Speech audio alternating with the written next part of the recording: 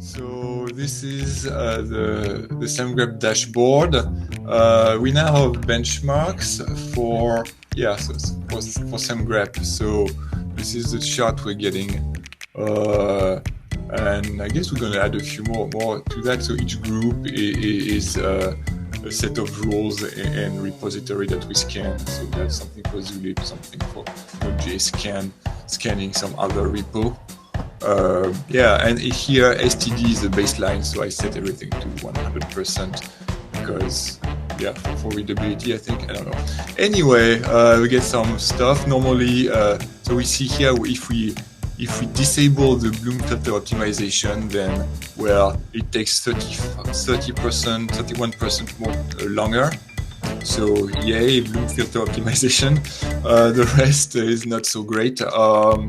We will add more stuff like what I did last week about skipping files, and so we might want to take and keep an eye on garbage collection optimizations that we're already doing. Anyway, so that's the thing. The other thing is I tried, so unrelated, there's a tool for showing the dependency graph of all the OCaml libraries that we're using.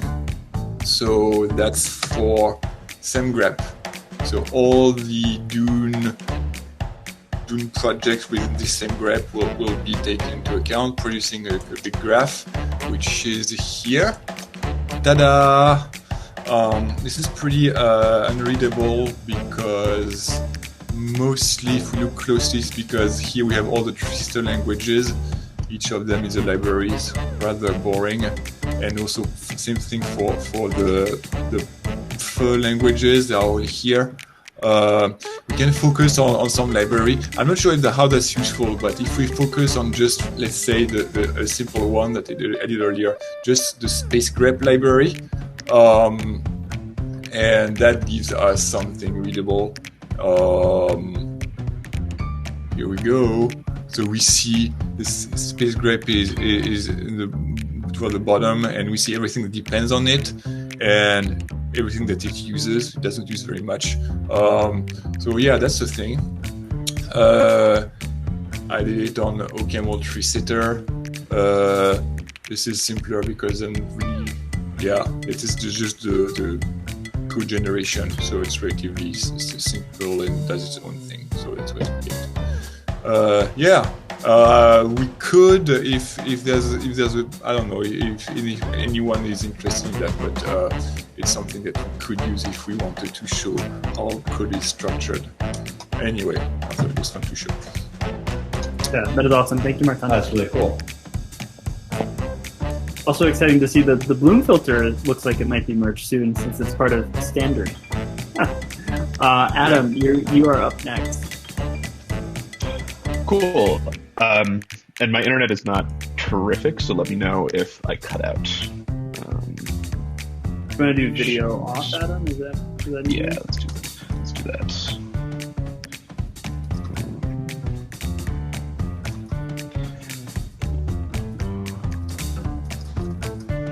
Cool.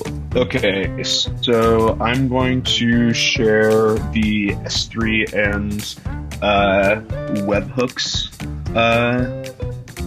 integrations that I built this week. So we can do that here. We now have these options. These are hidden behind feature flags. But if you can just click S3 and make a name for your integration. Just call this S3 integration. And we can save this. And then we can create a test. And let me pull up the... so this is the S3 bucket, and we should find, let's see.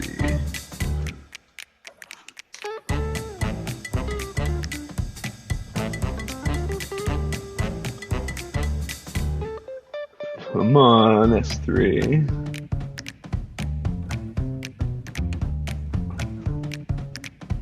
Right, we have a test object that was created today. In our S3 buckets. And then I set up like a little IFTTT applet to allow me to test webhooks. So I'm just going to copy this over and set up a webhooks integration really quickly. So we set up webhook. We'll call this webhook integration. We'll call this Semgrep test. And then we have to provide the key. And we can save this. And if we test it, oh, test failed. Oh no, there's an extra slash here. Save and test. And cool, and that should send me the little applet is meant to send me an email to my, and here we go, Semgrep test occurred. So that's our webhooks and S3 integrations. Awesome. These are both focused on a Snowflake, but the if thing is great. I cannot wait to control my lights based off of Semgrep findings. But probably a flag for people, we should probably never turn on S3 on dev staging or prod. Only a few people will remember this, but back in the early days of the company, we had this thing that like whenever, I forget what metric it was changed, but it would play a recording over the office speakers of Luke chanting, developers, developers, developers, developers, which is a reference to this meme about Steve Ballmer. Anyways, it was great. All right, I'm done. I think it was whenever we got a new user, which is to say, it didn't play that often at that time. So, next up, Dan, we've got you on deck.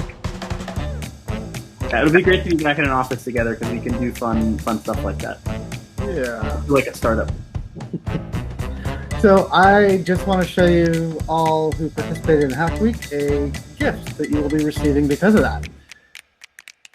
Let's see. So these should be coming to y'all in the next week or so. We can get it. This will be the front of it from our Hack Week little shirt for y'all as a participant. And then, let's see. And then, oh, well, yeah, well, that's it. Actually. Oh! Yes! So Finally, we have t-shirts. yeah. Emma, let's see what you got for the week. Cool. So here is a Semgrep pattern, but it's written wrong because there should be quotes there. So now what we can do is we can write a Semgrep pattern for YAML, and it will check that pattern and pattern not are not the same thing. And then we can run this, and it will indeed find that these two and these two are accidentally the exact same pattern. We can do some other stuff too. We can do like a similar thing with like if your IDs are the same. You can write a nice pattern that looks like this. And here you'd be able to see that your two IDs here and here are actually the same. We can also look to check whether your languages, if you have JavaScript but not TypeScript, whatever, we can write rules for that. And you will notice that in these rules, this is really exciting. The ellipses do not say Semgrep ellipses, they look like actual dots. We went through and we actually convert these to like something that the YAML parser will be able to go through before parsing the YAML. So that's my presentation.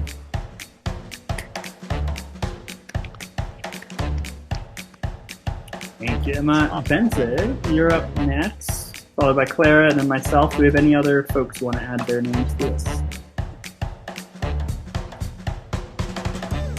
Okay. So you all love the Nathan style of demoing on Friday. I'm gonna show you what reverse Nathan style is. And also, like, for our new viewers, the Nathan style is that you describe a problem, you pretend that you're having this problem right now, and then you fix it and describe how you fix the problem. So in my case, I was trying to fix some problems, and I got totally distracted, and instead of fixing the problem, I did something completely different, which is what I'm demoing now. Some of you have already looked at the logs in Datadog, so this is like all the standard output of the backend service in production. And there's this really cool smart feature where you can set, like, you can tell Datadog what patterns the logs of your application follow. And you can actually see that like various pieces in this log line are like, this is not just plain text because it actually highlights the various pieces. And that's because with these patterns specified, we actually have a structured log object where it understands that, for instance, like this SQL commit thingy is the module that logged in this specific location. And so the things that this allows us to do is actually, well, lots of things, because like now we have structured data about what's happening on the debug level pretty much in production. But for instance, one simple demo that I can do is filter through only those lines where the level is warning. And we can see that we actually had a spike within the past 15 minutes. Or another quick demo would be if I go over to the front-end logs instead, which is this page. So this is like, again, like a log stream in Nginx format because our front-end is served by Nginx. And I don't think we ever had like structured data about what paths, like what actual requests are being made to semgrep.dev. Now we should be able to do this by charting the top requested URLs of the past 15 minutes. And so this is on the raw Nginx level. So we can tell that 4 people loaded the resources associated with the Monaco editor, for instance. So yeah, lots of structured data. That's it. Beautiful. Thank you, Bence. Clara. Great. Okay, I'm going to demo something with the end-to-end tests. The end-to-end tests this week found 2 issues on staging before they went out to prod, which was exciting, although they also missed one, so still have a little bit of something to figure out there. But basically the way this end-to-end test works, I think I demoed this before, but just like a quick summary again, in case you missed it. We have a code base here that's running Semgrep on prod as well as staging on every pull request. And we've set up a GitHub action that runs every 20 minutes called test Semgrep CI end-to-end that opens a pull request automatically that has known bugs in it, and therefore runs both staging and prod every 20 minutes on that new pull request. What I don't think I demoed before is exactly what happens. So here we can see the end-to-end test running what's supposed to be roughly every 20 minutes. It ends up being sometimes once an hour because of GitHub scheduling stuff. But you see a lot of good things here today, and then yesterday, oh, there's like an issue. So what happens with these issues, if you see an issue, is you can go to the pull requests, and the ones that remain open are the ones that didn't run properly. So you can really quickly usually find like whichever pull request most recently failed. And when you come and click into it, you should see both Semgrep dev posting about this hard-coded AWS token. This is from prod, as well as a PR comment from staging on the == issue that's up here. I'm just running different policies on staging and prod so that it's easy to see which one of them had an issue. So in this case, you can see that there is no comment about the == bug from staging. So that's why this one failed. If you go into staging here, you can see the details of this run. In this case, it just didn't finish. Oops, sorry.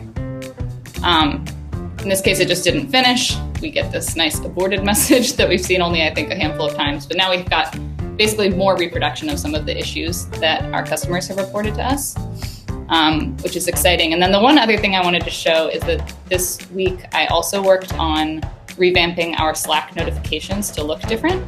And I just pushed that out to staging. Thank you, Bence, for the review. And now the first thing I did was I came to the end-to-end test, and I went to actions, and you can test it end-to-end to make sure that the Slack notifications work properly and look the way you expect. So if you just do run workflow, you can run this on demand. So I ran this a minute ago, and now I'm going to go over to Slack. And in the end-to-end tests channel, this is where we've got all of the notifications from all of forever for this particular repository so that it's not spamming the rest of our channels. But now you can actually see, here's the hard-coded token one. So this is the prod notification and what it used to look like. We have a link that goes to the action run from what looks like it should be the PR. It's just kind of confusing. This is the staging, the new one. So instead of linking the top, we're just telling them which repository it ran on. And then the blank new finding now goes to the findings page on the dashboard. The thing that has the PR title as well as number goes to the PR itself. And this one now goes to the diff within the PR, which was a request from dev. And this still goes to the action if you want to see like the details of what failed. So yeah, just wanted to demo that full. Can we see the click? Can you click on test.py to go? Yes, I can. This is a. Oh, actually, hang on. Let me go down to. Well, yeah. Okay. So this one. Yeah, that's fine. Yeah. So here's the line in the diff, and the only issue is going to be if the line that Semgrep fired on is not in the diff, or if the diff is so huge that it collapsed the file. But we've talked to Dev, and he said he doesn't mind the extra. In that case, the link still works. It'll bring you to the top of this pull request files changed file, and then you just have to scroll down manually and find the file yourself.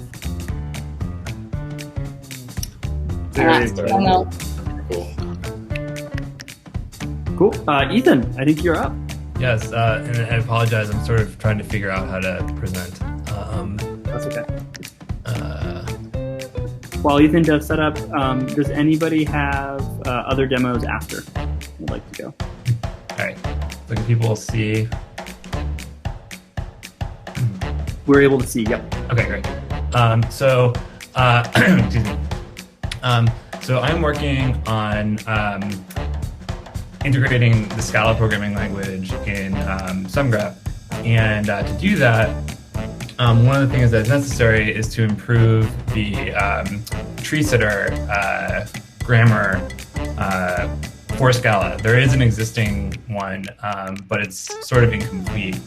And Scala has a very lengthy grammar, and it's published, and so you can see it here. And so what I thought would be a good idea was to see, could I translate this into tree sitter format kind of more or less automatically. So I spent the better part of the last week adding a script that does that. And so I have this script up on GitHub. And what it does is, so as I said, you can see that there is this EBNF format for the Scala grammar, and my script will convert it to,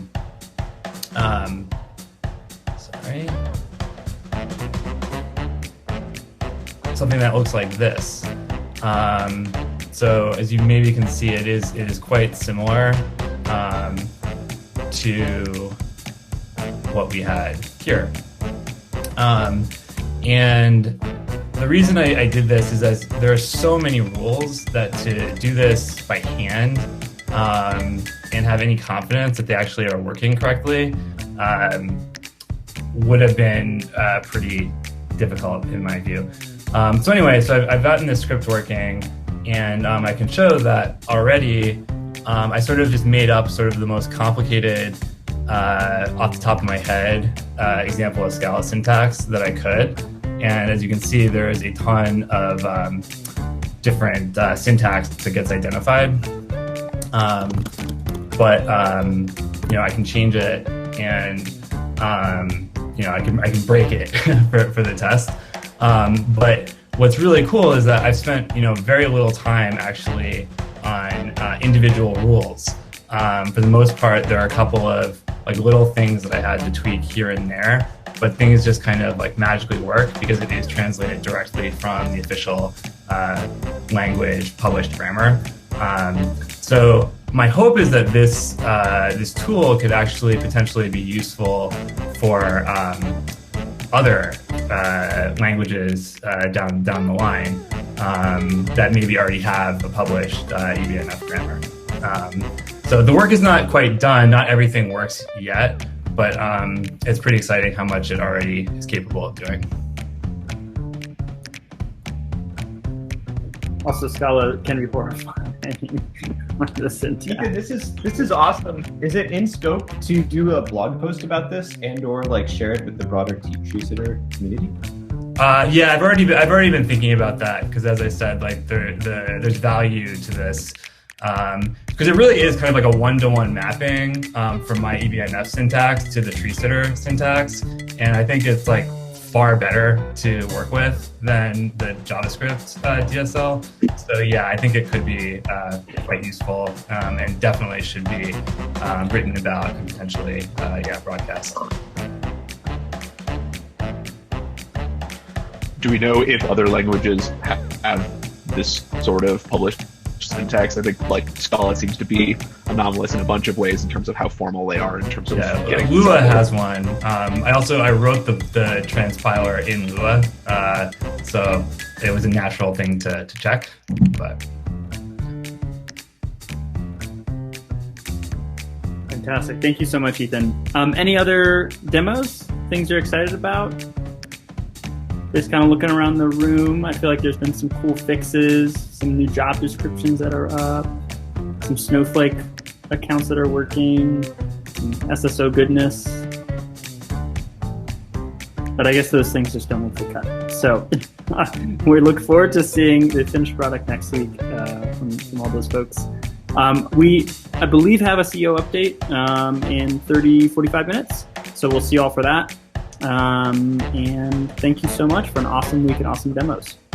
Can we close out with a 3, 2, 1 demo? And I'll quickly explain. I think, Ethan, did you get the cult-like background description of this? Cool. I think to make it more cult-like, you just stop creating it to new people. Okay. Anyways, like, there's a business practice. It's a nice way to close out. It's a nice way to close out a meeting and be done. Those are 3, 2, 1 demos. 3, 2, 1 demos. Demos. Bye.